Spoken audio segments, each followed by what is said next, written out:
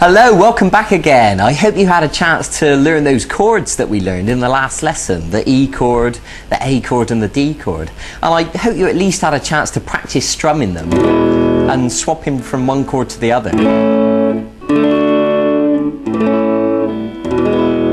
Now what I'm going to show you today is a way of strumming with the plectrum which will make your playing sound much more interesting. Because here's the thing, when people first learn guitar, usually they just strum downwards with the plectrum like this.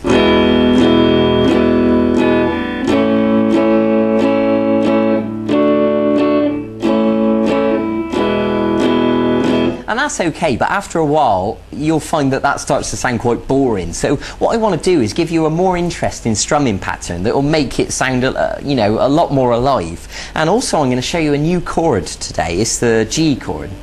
So this strumming pattern is a downstroke, an upstroke, a chop, I'll explain that in a minute, and an upstroke. So when we put that together it sounds like this.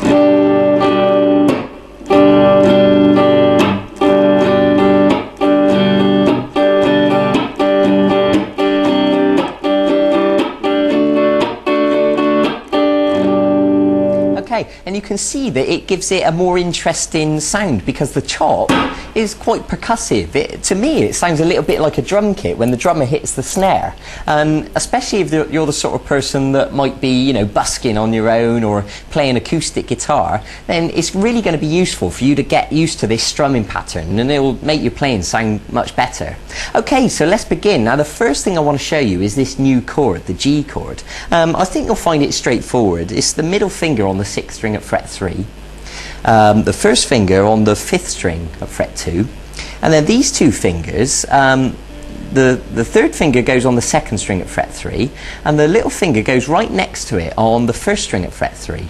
So if you just want to look at that chord diagram next to me just to clarify what those notes are, and you're going to use the plectrum to strum all the strings.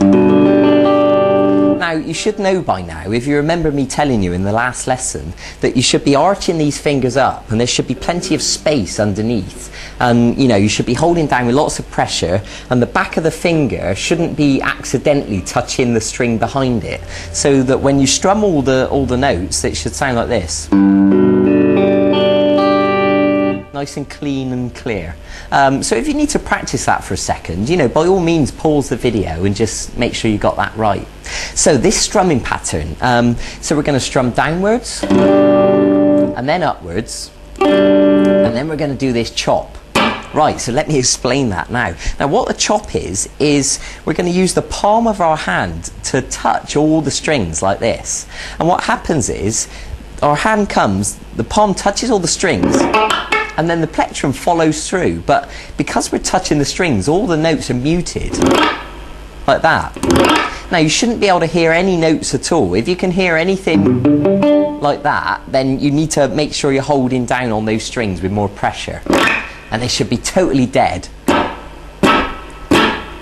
So that'll take a little bit of practice, and eventually you can bring your hand down and chop all in one motion like that. Okay, so just to clarify, I'll tell you again, make sure that the palm of your hand is laying across all those strings and effectively, killing the notes.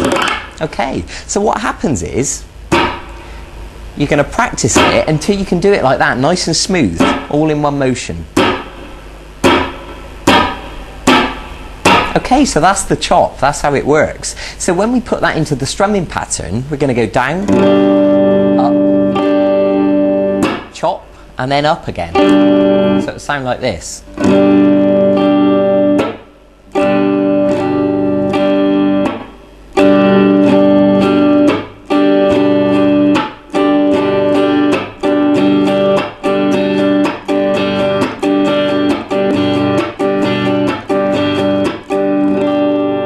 Okay, now it's easier said than done. I expect that'll take you quite a bit of time to practice that. I mean, I know it takes my students quite a while before they really get the hang of it. So that's brilliant. So go easy on yourself. That don't give yourself any pressure to be able to play that straight away.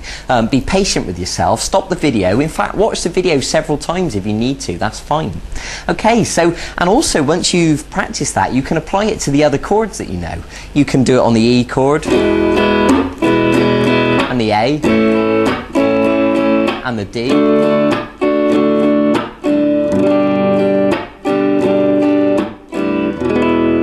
And you're at a stage now that you can start experimenting with these chords, and you can begin to, you know, create your own sequences and start writing your own songs. And as you learn more and more chords, then you'll be able to write more and more interesting songs. Okay, so that's what I want you to do. I want you to practice the G chord as well as practicing the 3 other chords that we learned before. And I want you to practice that strumming pattern, the down, up, chop, up. And go and get on with that and really dedicate yourself to it. You know, make sure you can really do it smoothly. Okay, and I'll see you in a few days for the next segment of this e-course. We're going to learn something a little bit different. We're going to move away from chords and we're going to learn what's called the blues scale. And I'm going to begin to teach you how to improvise. So it's all going to get more exciting from here on in. So thanks for joining me. Go and get on with that. Go and begin practicing right now. And also, if you want to go and look at the website and check out the archive and see if there's any songs you want to learn, because if you're brave enough to sort of, you know, go and tackle those now, then that would be brilliant, and you can start to build a repertoire of songs that you can play to people, you know, play at parties or whatever. So thanks for joining me. I'll see you in a few days for the next segment of this course. Bye bye.